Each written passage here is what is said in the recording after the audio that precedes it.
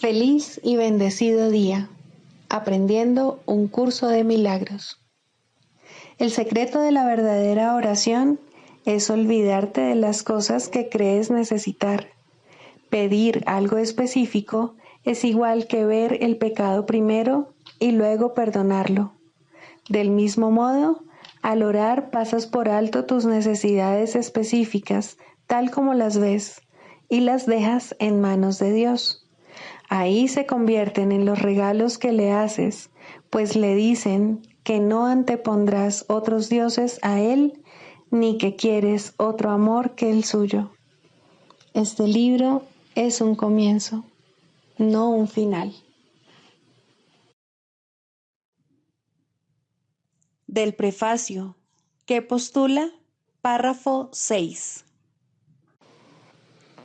El pecado se define como una falta de amor. Puesto que lo único que existe es el amor, para el Espíritu Santo el pecado no es otra cosa que un error que necesita corrección en vez de algo perverso que merece castigo. Nuestra sensación de ser inadecuados, débiles o de estar incompletos procede del gran valor que le hemos otorgado al principio de la escasez, el cual rige al mundo de las ilusiones. Desde este punto de vista, buscamos en otros lo que consideramos que nos falta a nosotros. Amamos a otro con el objeto de ver qué podemos sacar de él. De hecho, a esto es a lo que en el mundo de los sueños se le llama amor. No puede haber mayor error que ese, pues el amor es incapaz de exigir nada.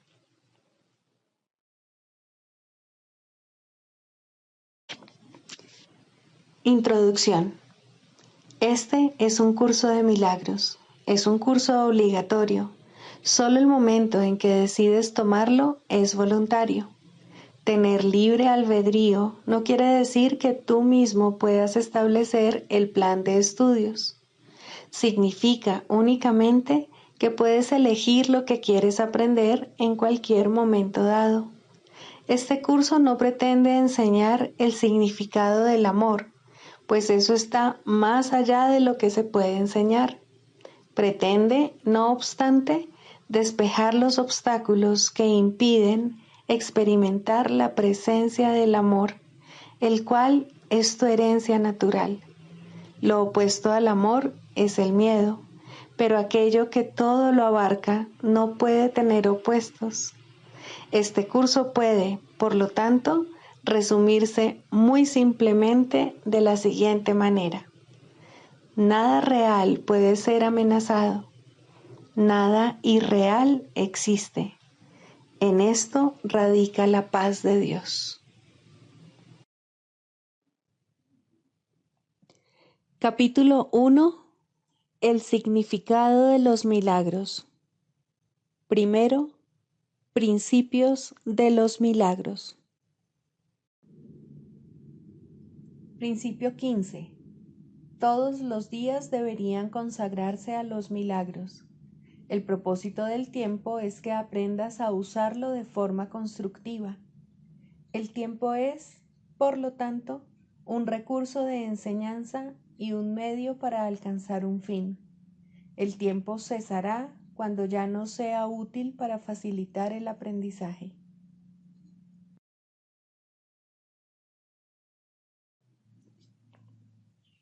Capítulo 9. La aceptación de la expiación. Primero, la aceptación de la realidad. Tener miedo de la voluntad de Dios es una de las creencias más extrañas que la mente humana jamás haya podido concebir. Esto no habría podido ocurrir a no ser que la mente hubiese estado ya tan profundamente dividida que le hubiese sido posible tener miedo de lo que ella misma es.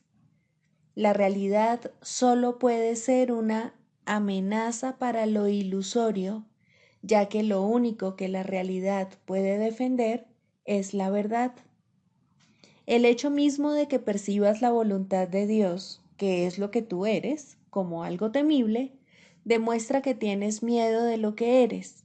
Por lo tanto, no es de la voluntad de Dios de lo que tienes miedo, sino de la tuya. Tu voluntad no es la voluntad del ego, y por eso es por lo que el ego está contra ti.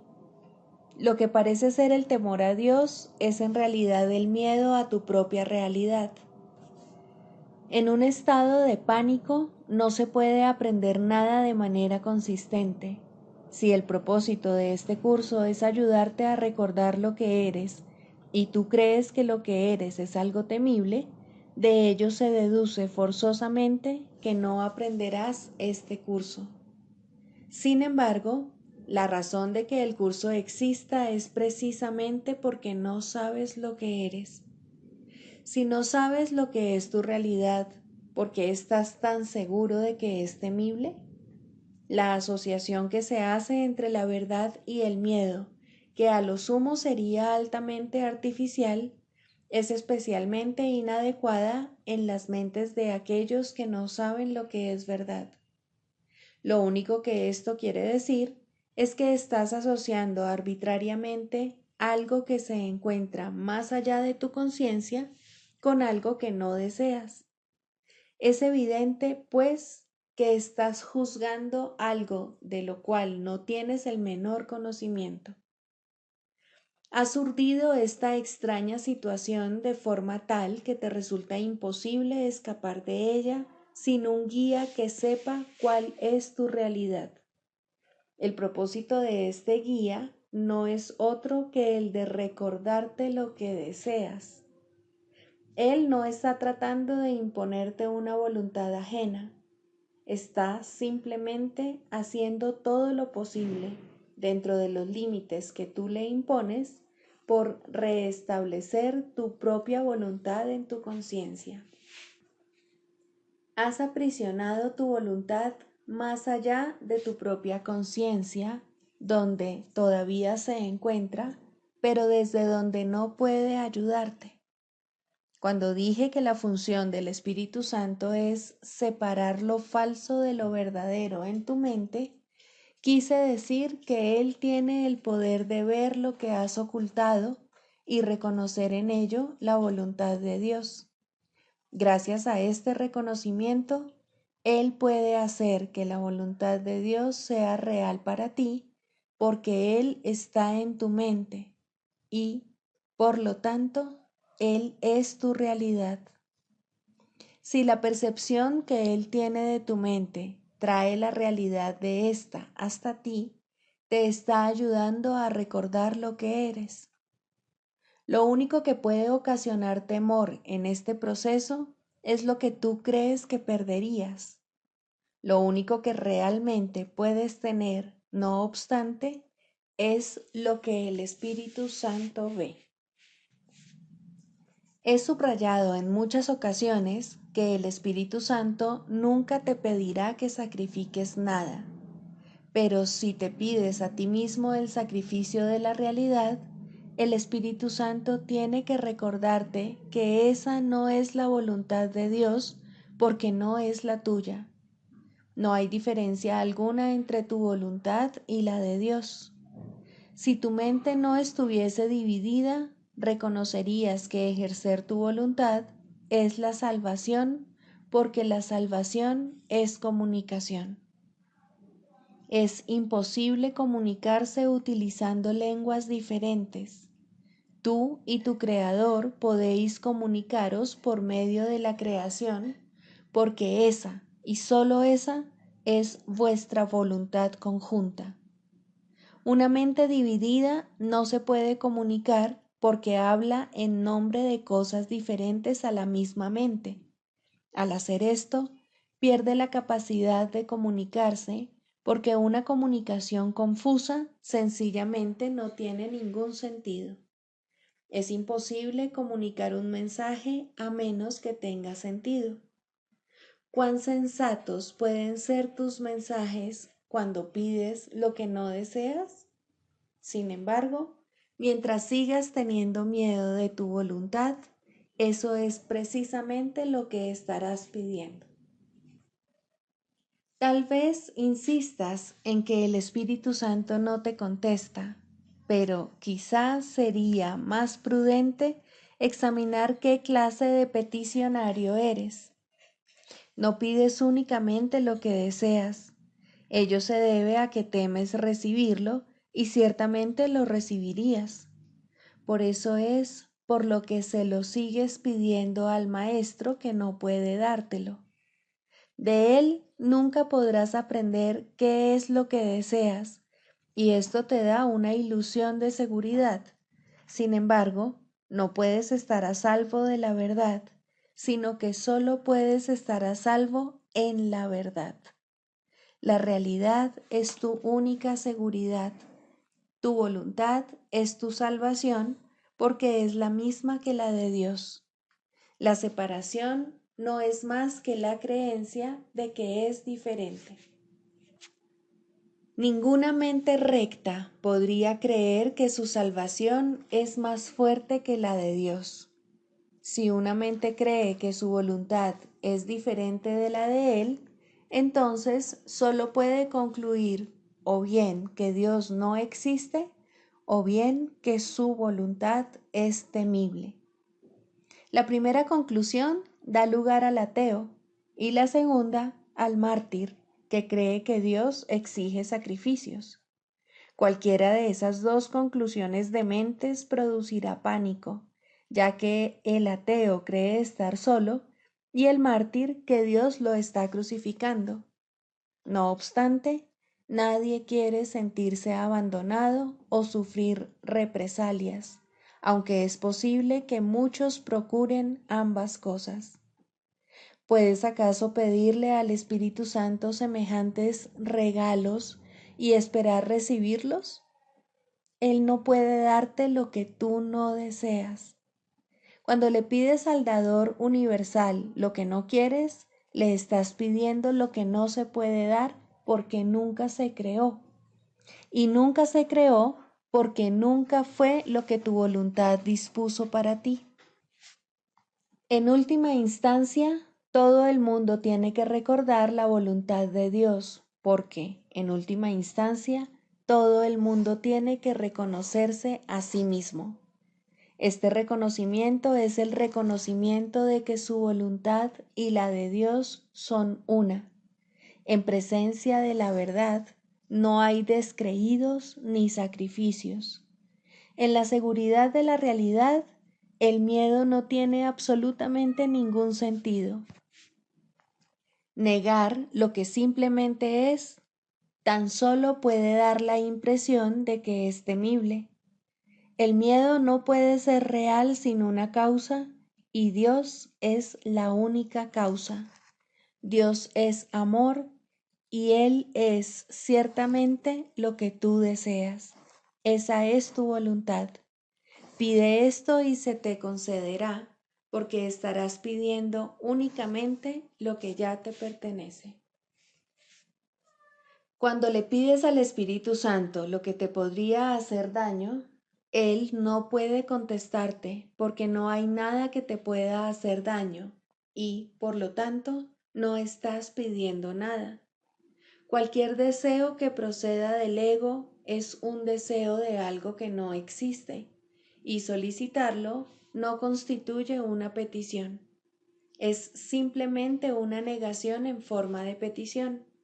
El Espíritu Santo no le da importancia a la forma, ya que solo es consciente de lo que tiene significado. El ego no puede pedirle nada al Espíritu Santo porque no existe comunicación entre ellos. Tú, en cambio, puedes pedirle todo porque las peticiones que le haces a Él son reales al proceder de tu mente recta. ¿Negaría el Espíritu Santo la voluntad de Dios? ¿Y podría dejar de reconocerla en su Hijo? ¿No te das cuenta de la enorme cantidad de energía que desperdicias negando la verdad? ¿Qué le dirías a alguien que se empeña en intentar lo imposible, creyendo que lograrlo es tener éxito? La creencia de que para poder ser feliz tienes que tener lo imposible está en total desacuerdo con el principio de creación. Dios no pudo haber dispuesto que tu felicidad dependiese de lo que nunca podrías tener.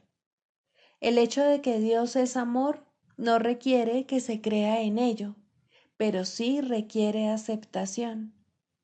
Puedes ciertamente negar los hechos, pero no puedes hacer que cambien. Si te tapas los ojos con las manos, no podrías ver porque estarás interfiriendo en las leyes de la visión. Si niegas el amor, no podrás conocerlo porque tu cooperación es la ley de su existencia. No puedes cambiar las leyes que tú no promulgaste. Las leyes de la felicidad fueron creadas para ti, no por ti. Cualquier intento de negar lo que simplemente es, tiene necesariamente que producir miedo, y si el intento es fuerte, producirá pánico. Querer imponer tu voluntad en contra de la realidad, aunque es imposible, puede convertirse en una obcecación, a pesar de que ese no es realmente tu deseo. Mas examina el resultado de esta extraña decisión. Estás dedicando tu mente a lo que no deseas. ¿Cuán real puede ser esa dedicación? Si realmente no deseas eso que persigues, es que nunca fue creado. Y si nunca fue creado, no es nada. ¿Puedes realmente estar dedicado a lo que no es nada? Dios en su dedicación a ti te creó dedicado a todo y te dio aquello a lo que estás dedicado. De otra manera, no habrías sido creado perfecto. La realidad lo es todo y tú lo tienes todo porque eres real. No puedes crear lo irreal porque la ausencia de realidad es temible y el miedo no es algo que pueda ser creado. Mientras sigas creyendo que es posible tener miedo, no podrás crear. Dos órdenes de realidad que se oponen entre sí privan a la realidad de todo significado y la realidad es significado. Recuerda, pues, que la voluntad de Dios es posible ya y que nada más lo será nunca. En esto reside la simple aceptación de la realidad porque solo eso es real. No puedes distorsionar la realidad y al mismo tiempo saber lo que es.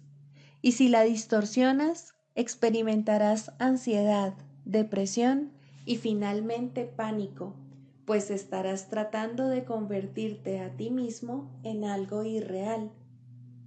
Cuando sientas esas cosas, no trates de buscar la verdad fuera de ti mismo, pues la verdad solo puede encontrarse dentro de ti. Di, por lo tanto, Cristo está en mí y donde Él está, Dios tiene que estar, pues Cristo es parte de Él.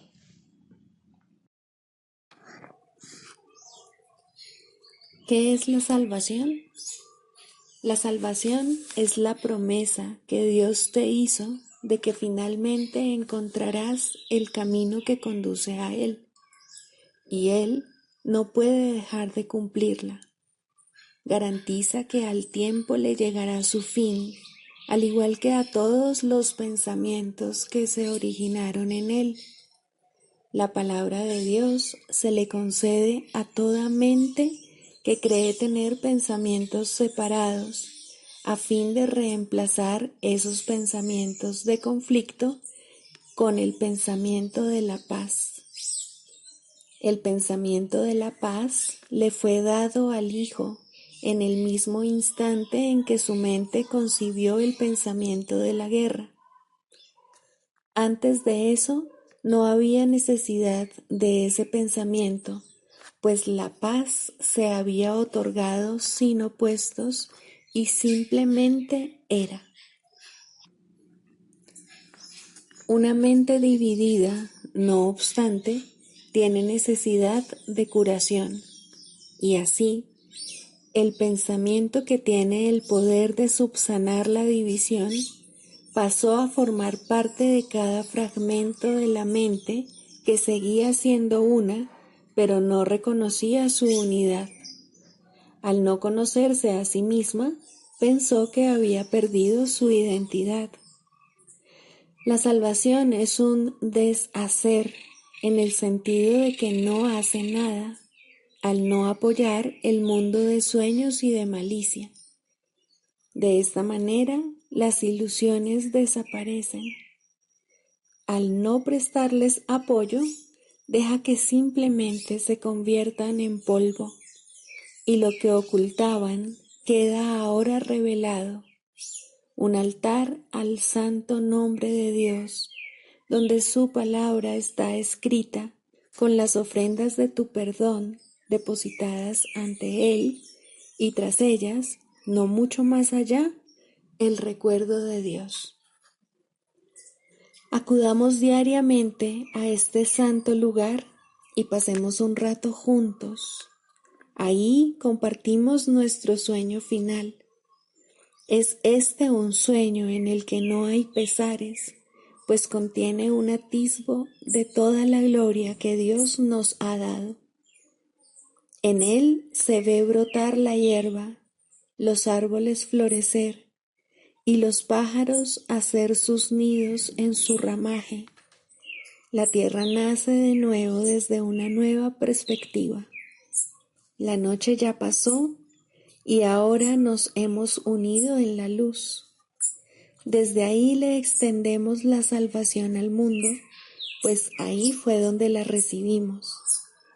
El himno que llenos de júbilo entonamos, le proclama al mundo que la libertad ha retornado, que al tiempo casi le ha llegado su fin y que el Hijo de Dios tan solo tiene que esperar un instante antes de que su Padre sea recordado, los sueños hayan terminado, la eternidad haya disuelto al mundo con su luz y el cielo sea lo único que exista.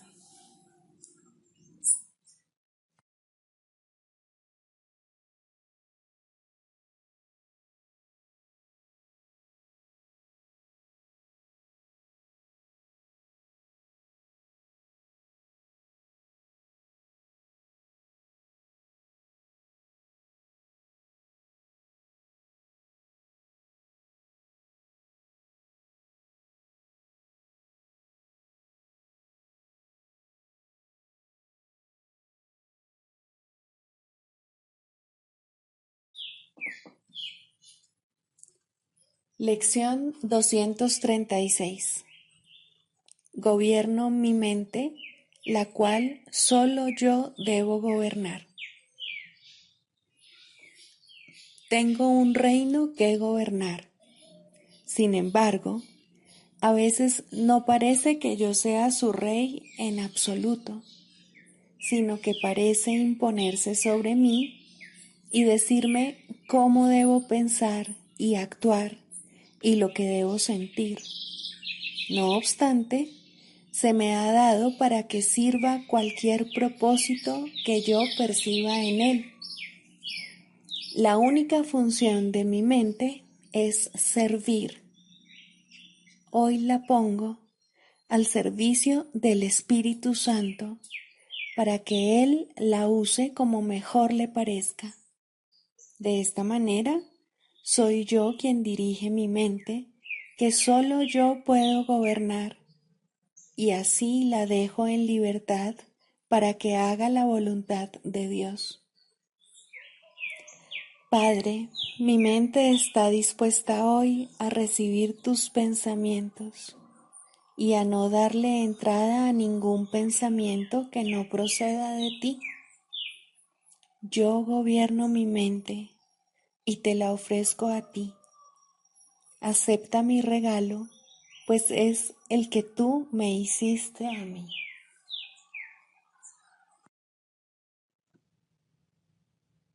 Del Manual para el Maestro, pregunta 4. ¿Cuáles son las características de los maestros de Dios? 4. Mansedumbre. Para los maestros de Dios, el daño es algo imposible. No pueden infligirlo ni sufrirlo. El daño es el resultado de juzgar. Es el acto deshonesto que sigue a un pensamiento deshonesto. Es un veredicto de culpabilidad contra un hermano y por ende contra uno mismo. Representa el fin de la paz y la negación del aprendizaje. Demuestra la ausencia del plan de aprendizaje de Dios y el hecho de haber sido sustituido por la demencia. Todo maestro de Dios tiene que aprender, y bastante pronto en su proceso de formación, que hacer daño borra completamente su función de su conciencia. Hacer daño le confundirá y le hará abrigar sospechas y sentir ira y temor. Hará que le resulte imposible aprender las lecciones del Espíritu Santo. Tampoco podrá oír al Maestro de Dios, quien solo puede ser oído por aquellos que se dan cuenta de que hacer daño, de hecho, no lleva a ninguna parte y de que nada provechoso puede proceder de ello. Los maestros de Dios, por lo tanto, son completamente mansos. Necesitan la fuerza de la mansedumbre, pues gracias a ella, la función de la salvación se vuelve fácil.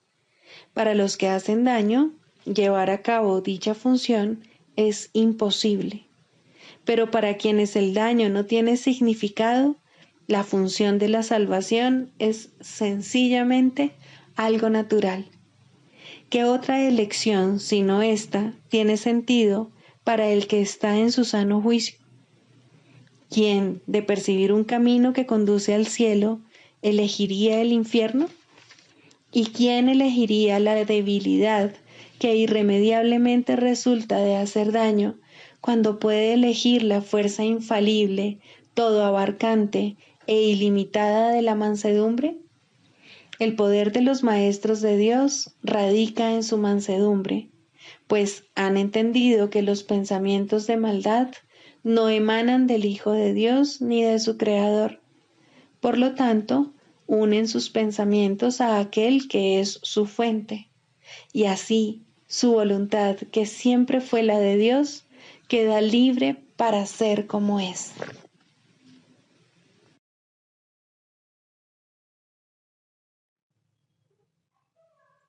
Manual para el Maestro, pregunta 24. ¿Existe la reencarnación? En última instancia, la reencarnación es imposible. El pasado no existe ni el futuro tampoco, y la idea de nacer en un cuerpo, ya sea una o muchas veces, no tiene sentido. La reencarnación, por lo tanto, no puede ser verdad desde ningún punto de vista.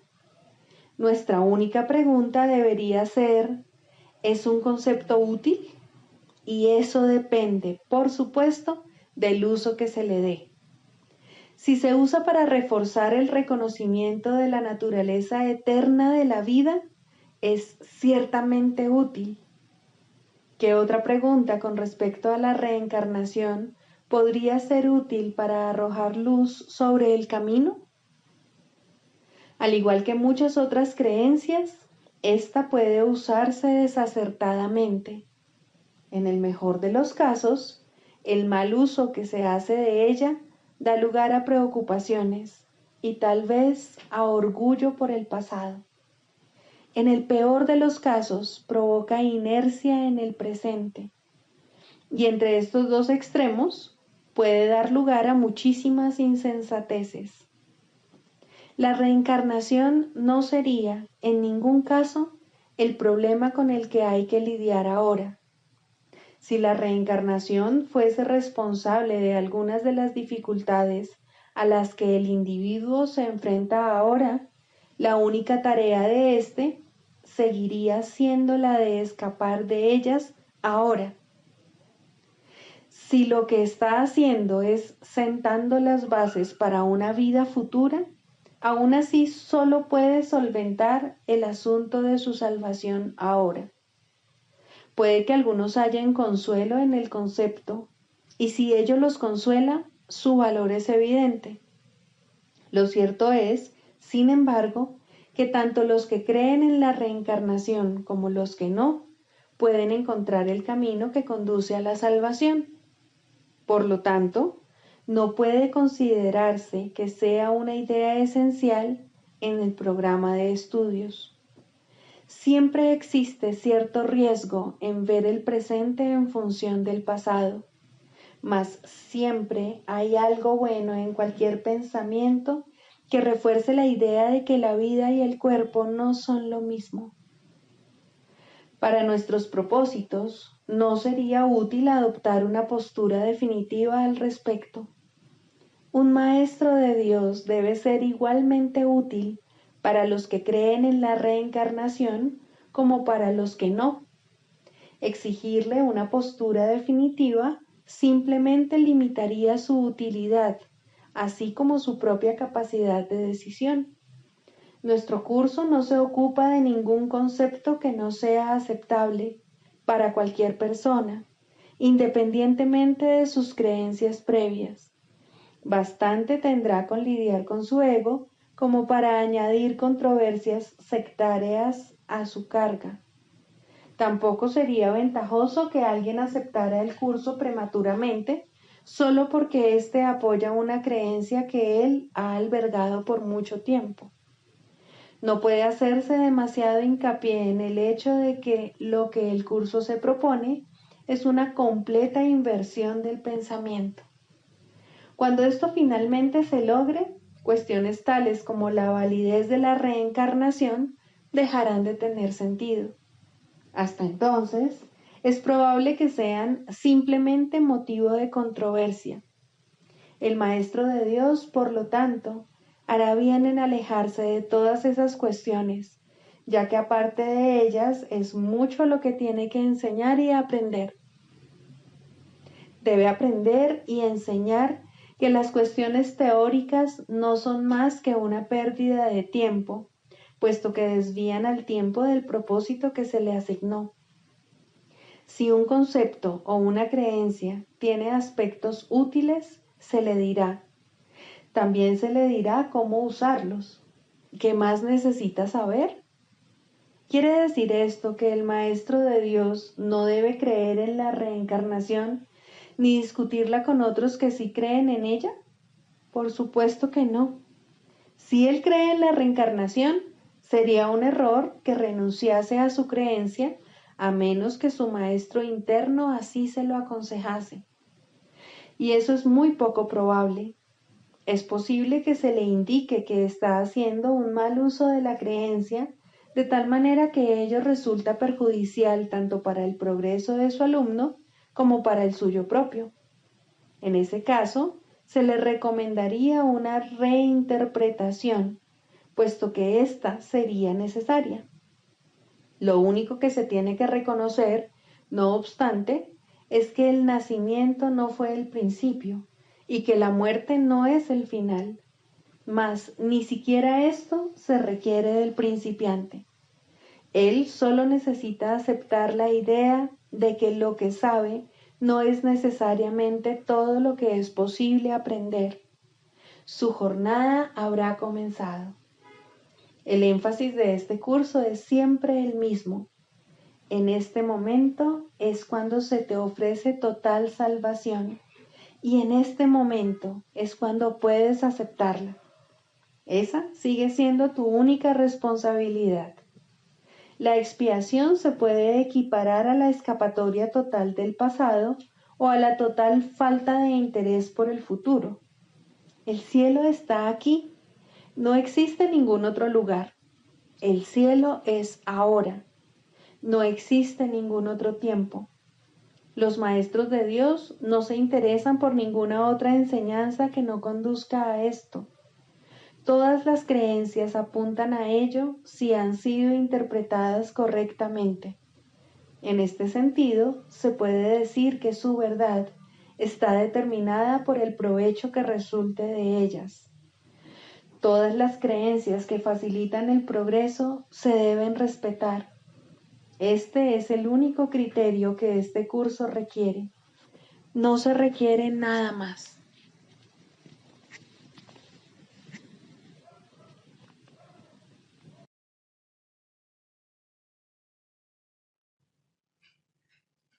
Clarificación de términos.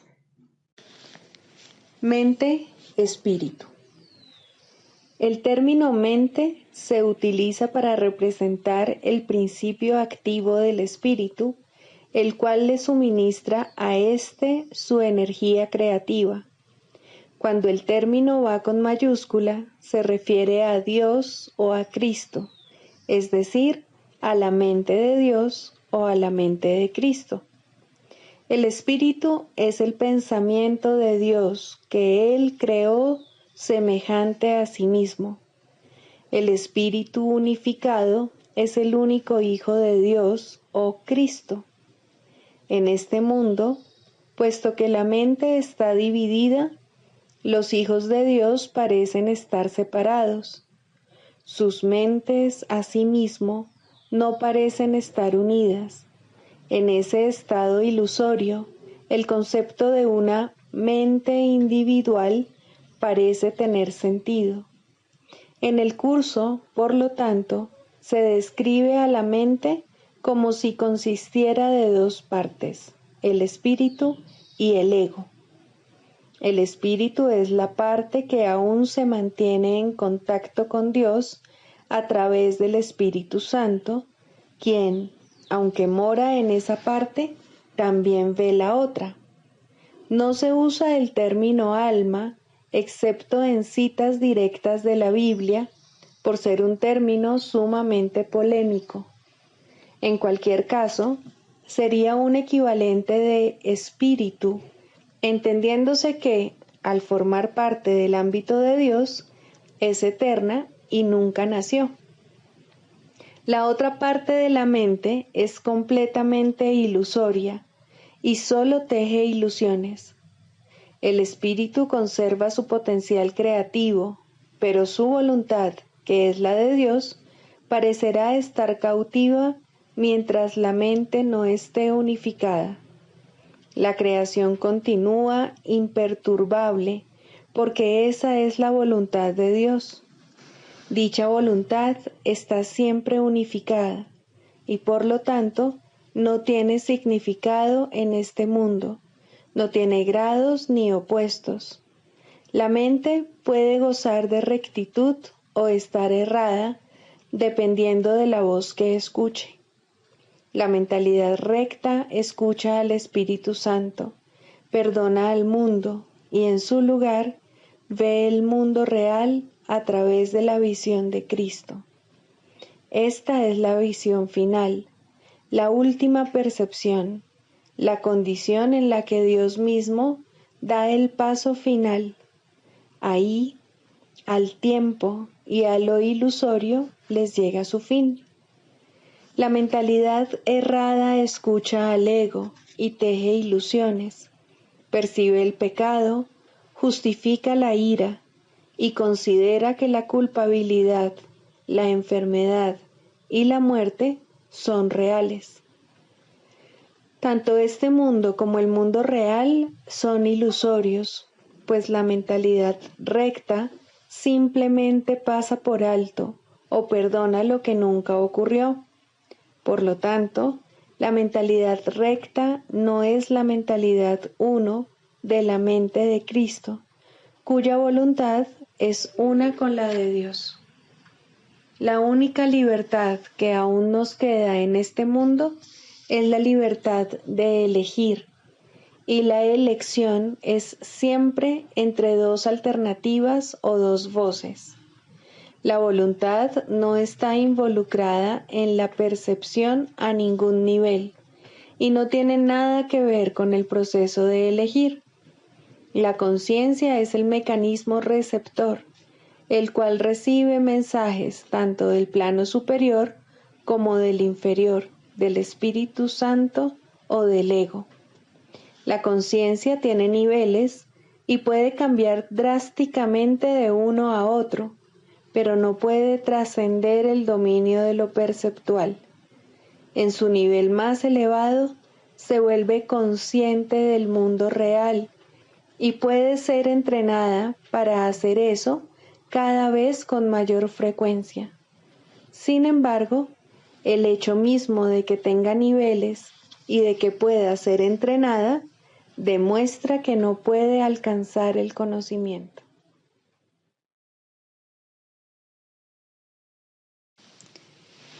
Tercero, el papel del psicoterapeuta.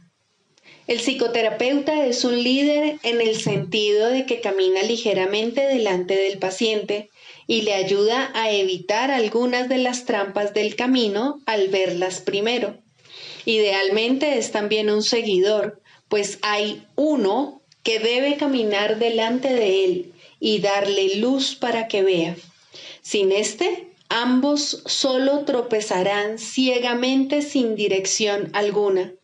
Sin embargo, es imposible que éste se haya ausente del todo si la meta es la sanación. No obstante, puede que no se le reconozca, y de esta manera, la pequeña luz que se puede aceptar en ese momento es todo lo que se tiene para iluminar el camino hacia la verdad. La sanación está restringida tanto por las limitaciones del psicoterapeuta como por las del paciente. El objetivo del proceso, por tanto, es trascender estos límites. Ninguno de los dos puede hacer esto solo, pero cuando se unen, se les ha dado la potencialidad para trascender todas las limitaciones.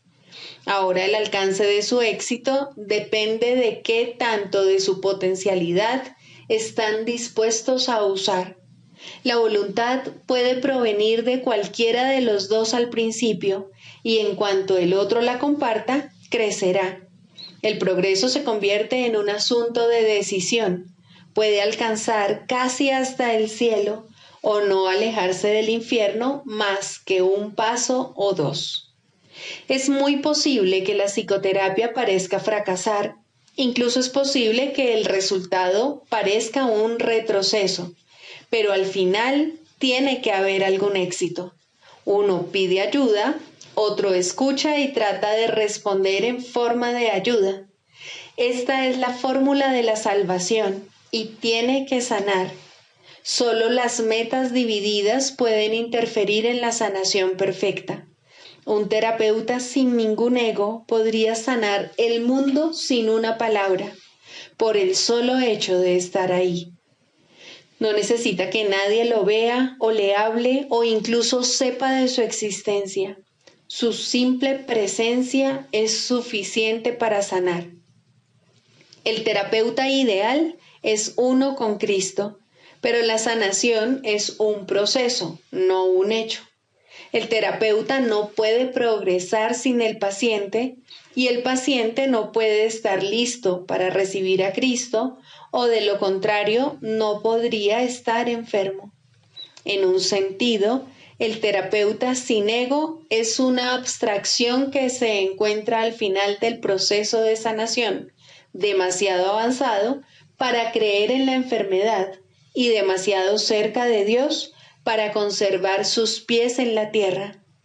Ahora Él puede ayudar a través de aquellos que necesitan ayuda, pues de esta manera está llevando a cabo el plan establecido para la salvación. El psicoterapeuta se convierte en su paciente al trabajar a través de otros pacientes para expresar sus pensamientos a medida que los recibe de la mente de Cristo. El canto de la oración. 2. El perdón. Introducción.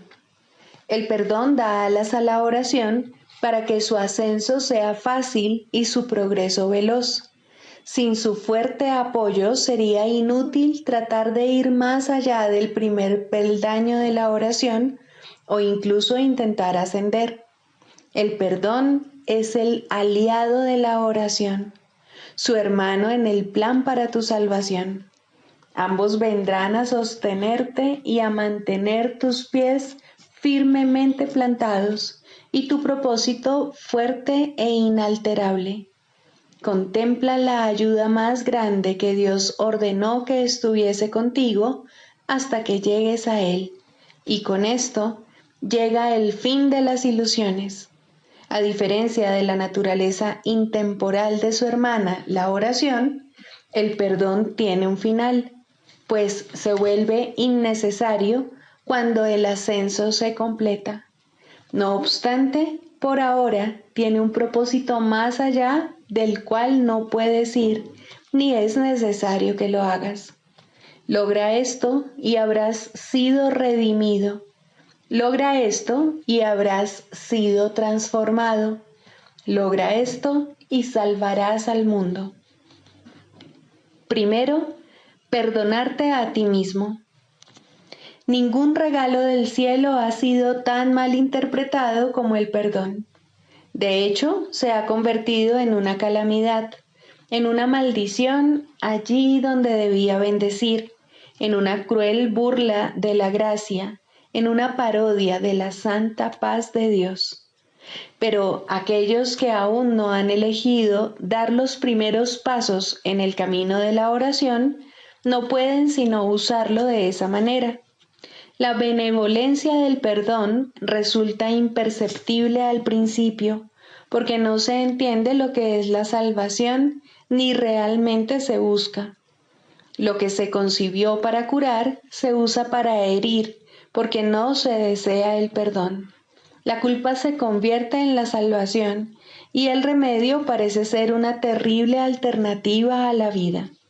Así, pues, el perdón para destruir se adapta mucho mejor al propósito del mundo que el verdadero objetivo del perdón y los medios honestos por los cuales éste se alcanza.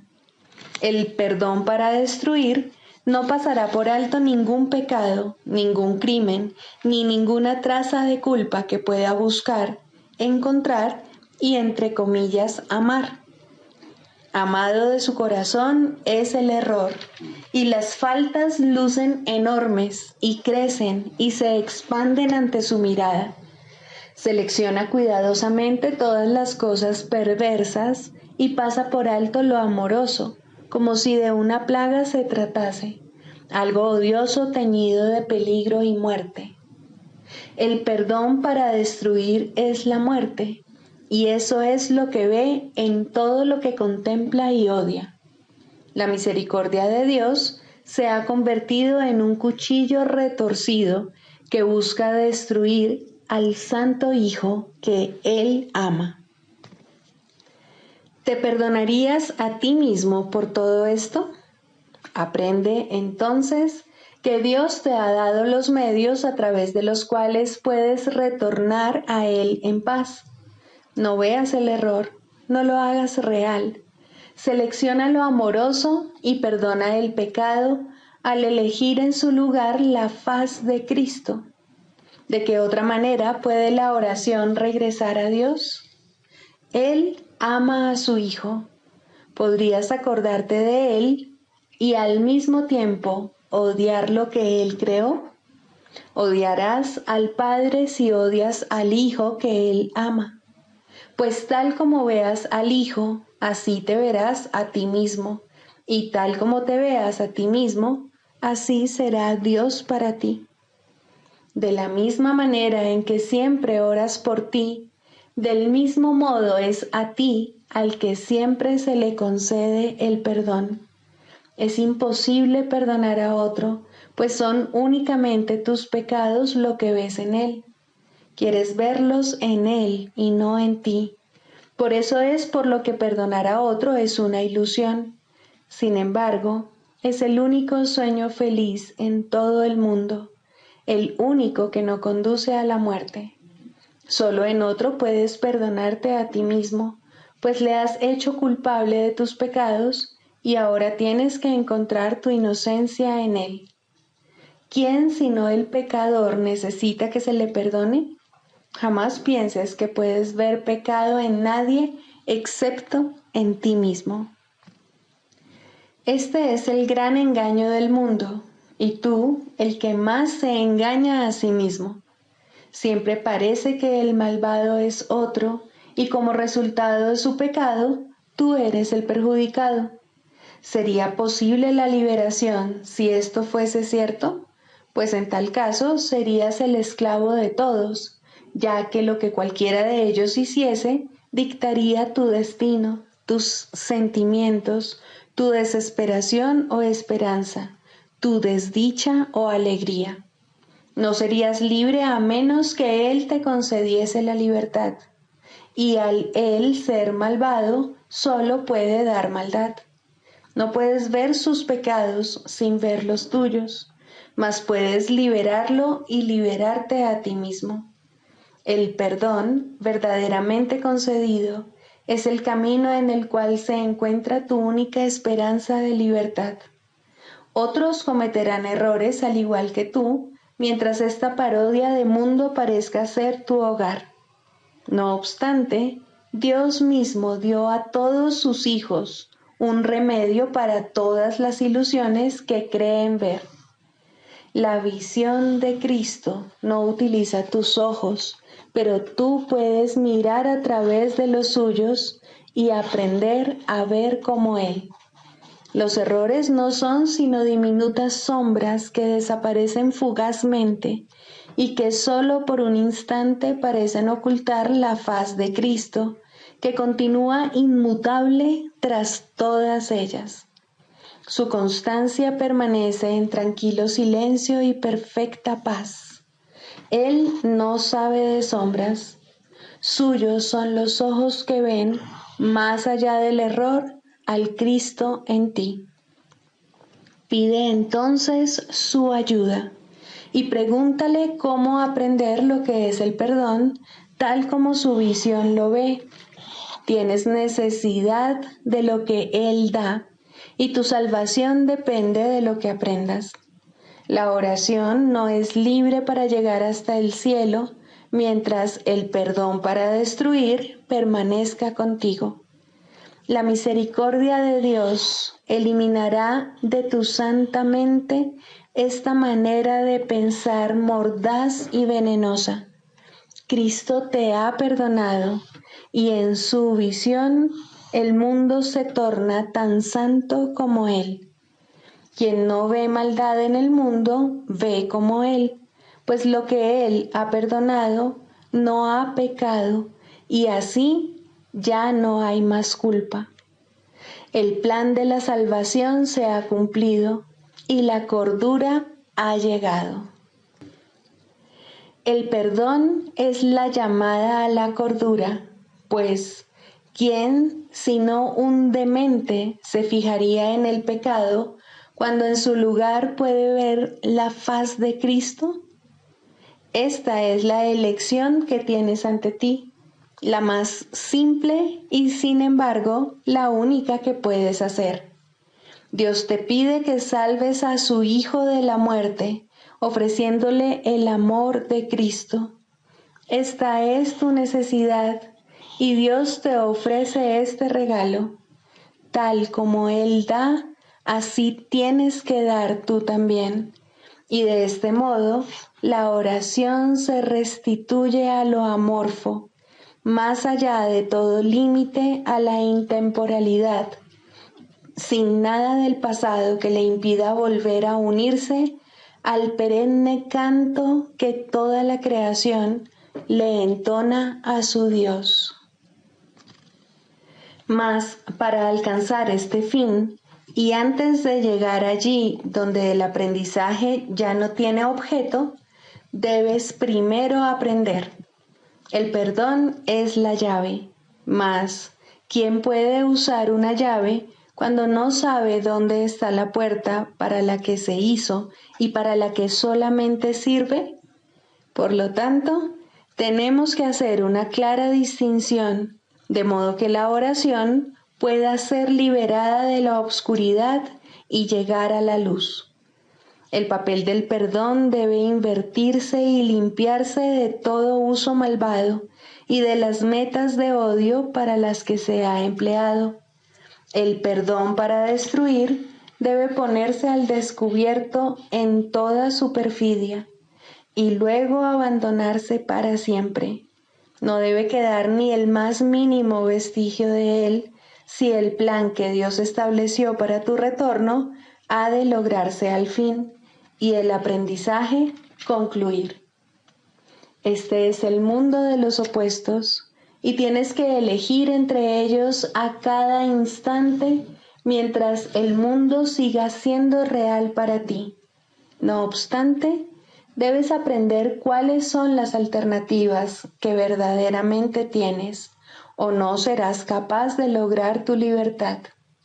Deja, pues, que te resulte claro lo que el perdón en realidad significa para ti, y aprende lo que debería hacer para hacerte libre.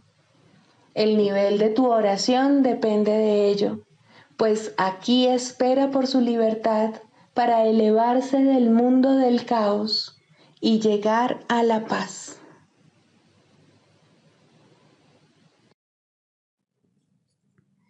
Sigamos a Jesús haciendo del perdón algo tan natural como respirar y algo tan vital como el aire. Amén.